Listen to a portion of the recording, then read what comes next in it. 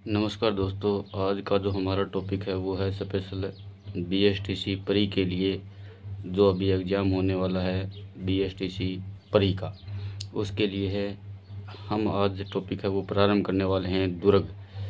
क्या है दुर्ग? यानी राजस्थान में या भारत में हम थोड़ा उसका बेस लेकर चलेंगे। तो पहले तो दुर्ग की विशेषताएं हम देखते हैं भी दुर्ग की विशेषता कौन कौन सी है, यानी दुर्ग की महत्वपूर्ण विशेषताएं कौन कौन सी है जिसका निर्माण है वो किया गया। यानी विशेषता कौन कौन सी है? एक तो क्या होता है कि दुर्ग है वो मुख्य मार्ग पर बना हुआ होता है। क्या होता है? मुख्य मार्ग पर बने होते हैं या बना हुआ है। मुख्य मार्ग पर जिसका निर्माण है वो करवाया गया था। एक नंबर विशेषता तो यही थी कि उसका निर्माण है वो मुख्य मार्ग पर करवाया गया था। दूसरी विशेषता उसकी थी कि ऊंची व दुर्गम पहाड़ियों पर उसका निर्माण किया गया था। क्या किया गया था? ऊंची व दुर्गम पहाड़ियों पर दुर्गों का निर्माण है वो किया गया। उसके बाद मजबूत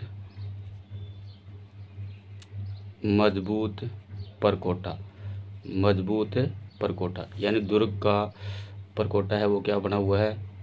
मजबूत बना हुआ होता है। और उसके बाद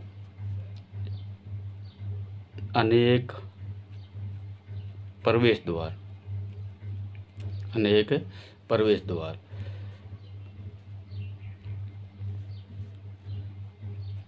इसके बाद जलाशयों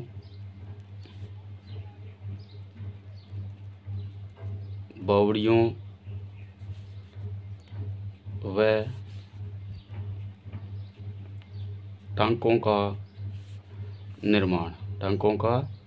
निर्माण ये भी उसकी एक महत्वपूर्ण विशेषता है दुर्गों की, कि इसके अंदर जलाशयों का, बावड़ियों का और टांकों का निर्माण है वो करवाया गया। इसके बाद सैनिक आवास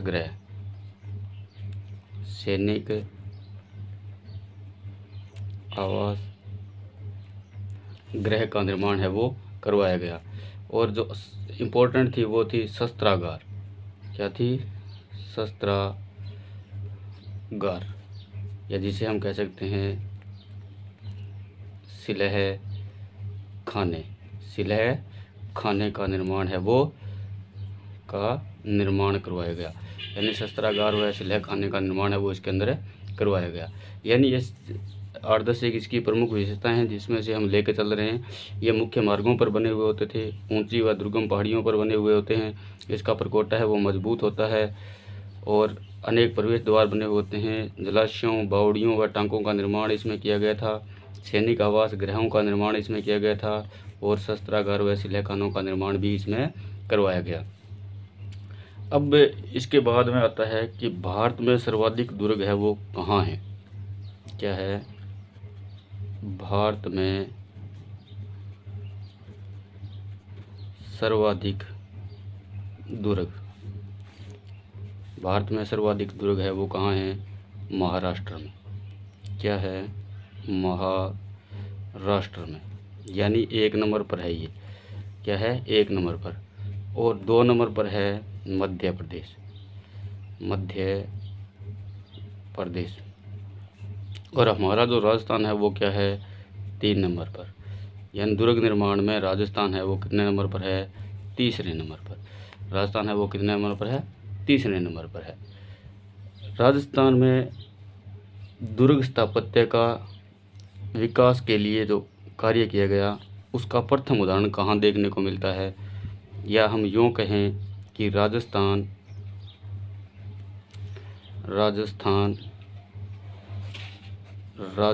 में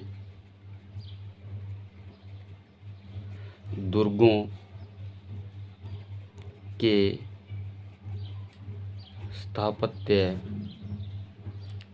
के स्थापत्य के विकास का प्रथम उदाहरण, यानी राजस्थान के राजस्थान में दुर्गों के स्थापत्य के विकास का प्रथम उदाहरण है वो कहाँ मिला था? प्रथम उदाहरण मिला था कालीबंगा खुदाई में। कालीबंगा खुदाई में यानी कालीबंगा के उत्खनन में क्या मिला था? प्रथम उदाहरण है वो इसका मिला था।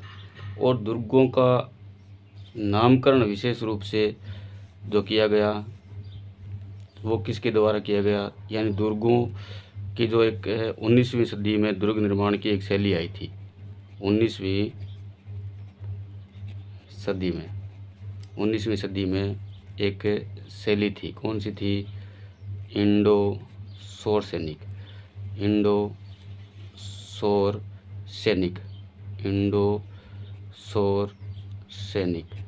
शैली, यानी इंडो सैनिक एक शैली है। ये क्या है? 19वीं सदी में एक शैली थी। और इसका नामकरण है वो कब किसने किया था? इसका नामकरण किया था फर्ग्यूसन ने। किसने किया था? फर्ग्यूसन ने इसका नामकरण किया। क्या किया? फर्ग्यूसन ने इसका नामकरण किया था। इंडो सैनिक शैली है वो, इसका नाम है वो इसने दिया था। और ये मिश्रित रूप किसका है? ये मिश्रित रूप कौन कौन सी शैलियाँ इसके अंदर है? वो है, एक तो थी हिंदू शैली, एक थी मुगल शैली और एक थी अंग्रेज शैली। यानी इन 3 शैलियों का मिश्रण है वो इसके अंदर किया गया था।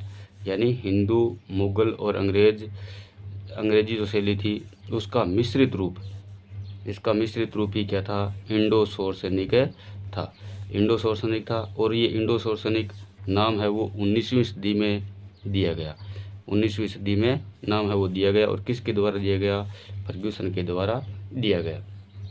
अब हम थोड़ा आगे बढ़े तो उसमें सर्वप्रथम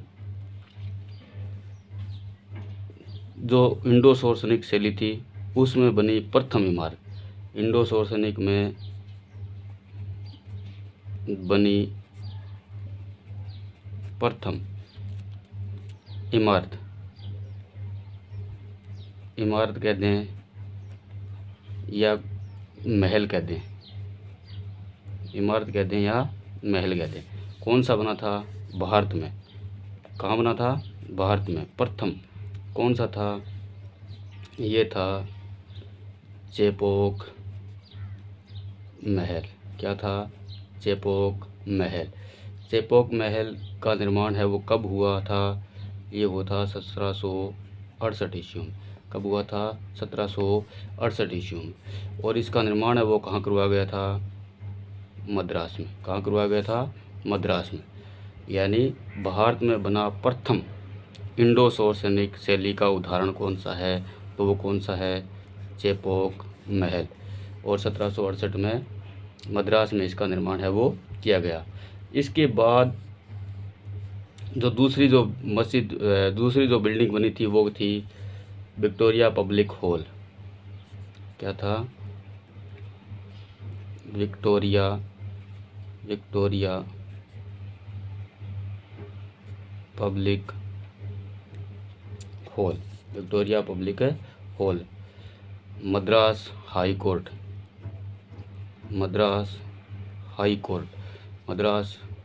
हाई कोर्ट भी इसी का उदाहरण है। यानी ये सारी चीज़ें कहाँ थी? ये थी मद्रास में। कहाँ थी? मद्रास में। यानी सर्वप्रथम जो उदाहरण मिला था वो था चेपोक महल का, जिसका निर्माण 1768 में किया गया। और वो इंडो सैनिक शैली का महत्वपूर्ण उदाहरण है। और उसके बाद जो इमारतें बनी वो थी विक्टोरिया पब्लिक हॉल और मद्रास हाई कोर्ट। उसके बाद छत्रपति शिवाजी। इसके बाद कौन सा था? छत्रपति शिवाजी टर्मिनल। ये कहाँ है? ये है मुंबई में। ये कहाँ है? मुंबई में। ये भी किसका उदाहरण है? इंडो सैनिक शैली का उदाहरण है। इसके बाद दिल्ली, जो हमारा सचिवालय इमारत है, जो हमारी क्या है? सचिवालय इमारत। सचिवालय इमारत, सचिवालय इमारत ये कहाँ बनी हुई है? ये भी दिल्ली में। ये भी किसका उदाहरण है? ये भी है हमारी इंडो सैनिक शैली का उदाहरण है। राजस्थान का प्रथम, अब आता है अब हम आते हैं राजस्थान में, यानी इंडो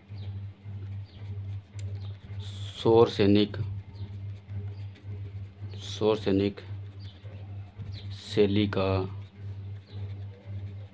प्रथम उदाहरण कहाँ पर? राजस्थान में कौन सा है? ये है रामबाग महल। कौन सा है? रामबाग महल। ये रामबाग महल कहाँ है? ये रामबाग महल है वो है जयपुर में। कहाँ है ये? जयपुर में है। यानी इस प्रकार से इंडो सैनिक का विकास है वो हुआ। अब इंडो सैनिक शैली 19वीं सदी में सामने आई। इसमें कौन कौन से थे? इसमें मिश्रित रूप थे। हिंदू शैली और मुग़ल शैली और अंग्रेज शैली, यानी ये तीनों का मिश्रित रूप था। और इसमें जो प्रथम इमारत बनी थी वो थी चेपॉक महल, मद्रास में 1768 में। उसके बाद विक्टोरिया पब्लिक हॉल और मद्रास हाई कोर्ट, ये दोनों भी कहाँ हैं? मद्रास में। छत्रपति शिवाजी टर्मिनल ये कहाँ है? ये है मुंबई में। और सचिवालय इमारत नई दिल्ली में भी है। इसका निर्माण किस शैली में किया गया था? इसका निर्माण भी इंडो सैनिक शैली में किया गया था। और इंडो सैनिक शैली का प्रथम उदाहरण है वो राजस्थान में कौन सा है? तो वो है रामबाग महल, जो कहाँ स्थित है? जयपुर में। धन्यवाद। इसके आगे हम अध्ययन कल करेंगे।